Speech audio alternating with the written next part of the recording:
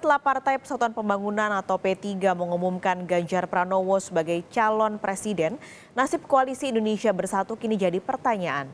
Menurut rencana, 3 partai anggota koalisi bertemu segera membahas nasib koalisi Indonesia Bersatu. Partai Persatuan Pembangunan memutuskan Bapak Haji Ganjar Pranowo SHMIP sebagai calon presiden Republik Indonesia pada pemilihan umum presiden Republik Indonesia tahun 2024 yang akan datang.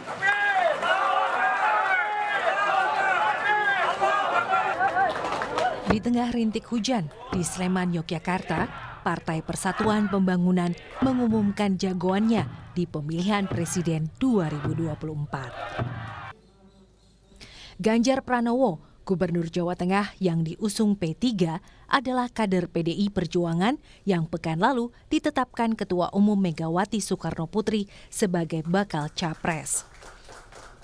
P3 adalah yang kedua dalam koalisi Indonesia Bersatu yang mengumumkan jagonya di Pilpres 2024. Sebelumnya, ada Golkar yang mengusung ketua umumnya Airlangga Hartarto sebagai bakal capres 2024. Satu lagi anggota KIB, yakni Partai Amanat Nasional, belum mengumumkan jagonya. Tidak ada skenario menyalip di tikungan atau misalnya meninggalkan, tidak seperti itu. Koalisi ini memang dibentuk tanpa mengurangi hak masing-masing anggota koalisi untuk mencoba pada saat itu tentu posisinya mengeksplor kemungkinan-kemungkinan tentang calon presiden. Nah, ketika ruang itu dibuka kan berarti terbuka juga kemungkinan untuk pada akhirnya berbeda. Koalisi ini juga meskipun ini tidak terkatakan, tapi yang saya rasakan ada keinginan bahwa koalisi itu bukan cuma sekedar kemudian mengusung pilpres, tapi ada juga keinginan untuk tetap bersama-sama dalam pemerintahan yang akan datang, siapapun presiden yang terpilih. Tak banyak bicara, Golkar menyatakan langkah P3 sebagai langkah hak demokrasi partai. Namun, untuk menentukan langkah bersama, ketiga anggota koalisi bertemu pada Kamis malam. Nanti sikapnya akan kita putuskan bersama-sama nanti malam. Adalah hal yang baiklah di dalam sebuah sistem demokrasi. Yang penting itu adalah sebuah pemerintahan ini berjalan dan juga pemilu itu tetap berjalan sesuai on time.